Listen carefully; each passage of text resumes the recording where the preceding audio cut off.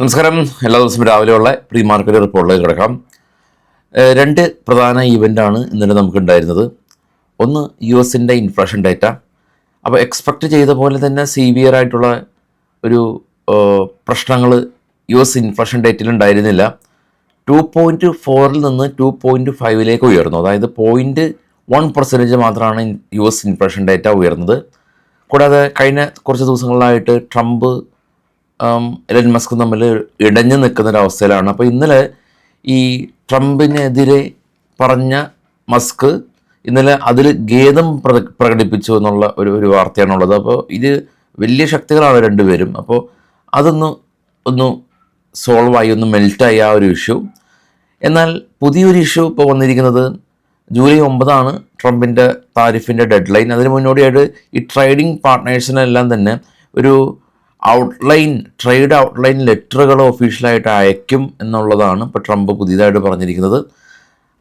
അതിനോടൊപ്പം തന്നെ ഇപ്പോൾ യു എസിലല്ല മിഡിൽ ഈസ്റ്റ് ടെൻഷൻ സീവിയർ ആയിട്ടുണ്ട്. അതിൻ്റെ ഭാഗമായിട്ട് ബ്രന്റ് ഓയിൽ സ്പൈക്ക് ചെയ്തു.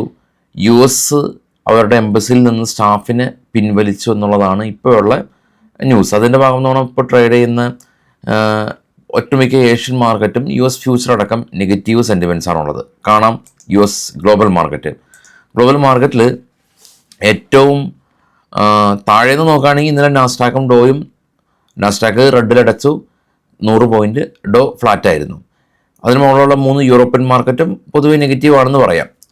അതിന് മുകളിലുള്ള ഡോ ഫ്യൂച്ചർ കാണാം ഓൾമോസ്റ്റ് മിഡിലായിട്ട്. ഡോ ഫ്യൂച്ചർ എന്ന് പറയുന്നത് ഇപ്പോൾ ട്രേഡ് ചെയ്യുന്ന നിഫ്റ്റിയുടെ ഫ്യൂച്ചർ പോലെ ഇപ്പോൾ ട്രേഡ് ചെയ്യുന്ന US മാർക്കറ്റിൻ്റെ ഫ്യൂച്ചർ നെഗറ്റീവാണ്.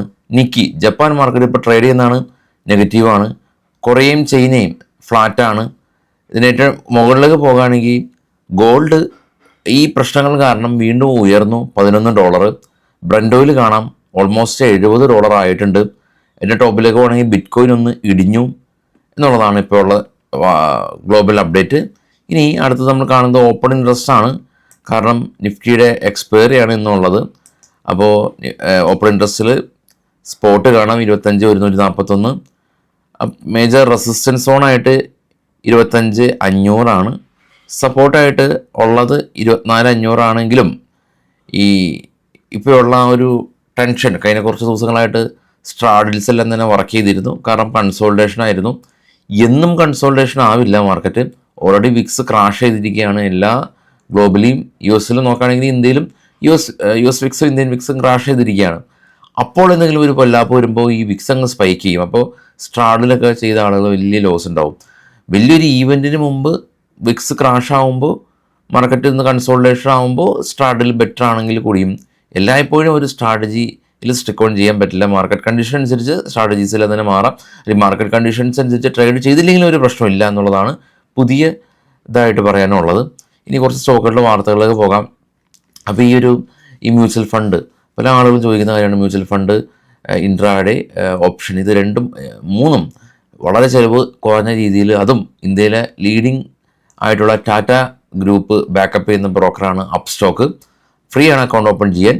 അപ്പോൾ അപ്സ്റ്റോക്കിൻ്റെ അക്കൗണ്ട് ഓപ്പൺ ചെയ്യുന്ന ലിങ്ക് ഫസ്റ്റ് കമൻറ്റിൽ പിൻ ചെയ്ത് വെച്ചിട്ടുണ്ട്. ക്ലിക്ക് ചെയ്യാം, ഫ്രീ ആയിട്ട് ഓപ്പൺ ചെയ്യാം. ഇനി സ്റ്റോക്കുകളുടെ വാർത്തകളിലേക്ക് പോകുകയാണെങ്കിൽ ഹിന്ദുസ്ഥാൻ കോപ്പർ കമ്പനി 2,000 കോടി രൂപയാണ് അടുത്ത 5 വർഷം കൊണ്ട് കമ്പനി ഇവരുടെ വികസന പ്രവർത്തനത്തിന് വേണ്ടിയിട്ട് കമ്പനി സ്പെൻഡ് ചെയ്യാനായിട്ട് ഉദ്ദേശിക്കുന്നത്. സ്റ്റെർലൈറ്റ് ടെക് കമ്പനി ഇവർ ദിലീപ് ബിൽഡ്കോൺ കമ്പനിയായിട്ട് 2,631 കോടി രൂപയുടെ ഒരു പുതിയ പ്രൊജക്റ്റ് BSNL കൊളാബറേറ്റ് ചെയ്യാനായിട്ട് ഇവർ തീരുമാനമെടുത്തു. സൈഡസ് കമ്പനി ഫാർമ കമ്പനിയാണ്. ഇവരുടെ പ്ലാന്റ് US-ലെ ഡ്രഗ് കൺട്രോൾ അതോറിറ്റി ഉദ്യോഗസ്ഥർ ഇൻസ്പെക്ഷൻ നടത്തി EIR റിപ്പോർട്ട് ലഭിച്ചു എന്നുള്ളതാണ് ന്യൂസ്. റെയിൽടെൽ കമ്പനി സദേൺ റെയിൽവേയുടെ ഭാഗത്തു നിന്ന് കമ്പനിക്ക് 119 കോടി രൂപയുടെ ഓർഡർ ലഭിച്ചു. മറൈൻ ഇലക്ട്രിക്കൽ കമ്പനി 60 കോടി രൂപയുടെ ഓർഡർ ലഭിച്ചു. SEPC കമ്പനി മഹാരാഷ്ട്രയിൽ നിന്ന് പുതിയ സോളാർ പ്രൊജക്റ്റിൻ്റെ ഓർഡർ ലഭിച്ചു. Tanla platform company July 16 company share buyback പ്രഖ്യാപിച്ചു എന്നുള്ളതാണ്. കമ്പനി തന്നെ കമ്പനിയുടെ ഷെയർ തിരികെ വാങ്ങുന്നതാണ് share buyback. HJ infra company ഒഡീഷയിൽ നിന്ന് ഓർഡർ ലഭിച്ചു. വാരീസ് എനർജി കമ്പനി 150 മെഗാവാട്ട് കപ്പാസിറ്റിയുള്ള ഒരു ഓർഡർ ലഭിച്ചു.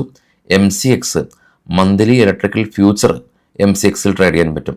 MCX എന്ന് പറയുന്നത് ഈ NSE BSE ിലൂടെ നമുക്ക് സ്റ്റോക്ക് ബൈ ചെയ്യാനും സെല് ചെയ്യാനും പറ്റും, അല്ലെങ്കിൽ നിഫ്റ്റിയുടെ ഫ്യൂച്ചറും അല്ലെങ്കിൽ നിഫ്റ്റിയുടെ ഓപ്ഷനൊക്കെ ചെയ്യാൻ പറ്റും. ഈ MCX എന്ന് പറയുന്ന മൾട്ടി കമ്മോഡിറ്റി എക്സ്ചേഞ്ചാണ്. ഇത് ഡെറിവേറ്റീവ് ട്രേഡ് ചെയ്യാൻ ഇതിൽ സാധിക്കും. അതായത് നിങ്ങൾക്ക് ഈ വൈകിട്ട് മാർക്കറ്റ് സമയത്തിന് ശേഷം ഫ്രീ ആണ്, ട്രേഡ് ചെയ്യണമെങ്കിൽ ഇന്ത്യൻ ബ്രോക്കർ ആണ്.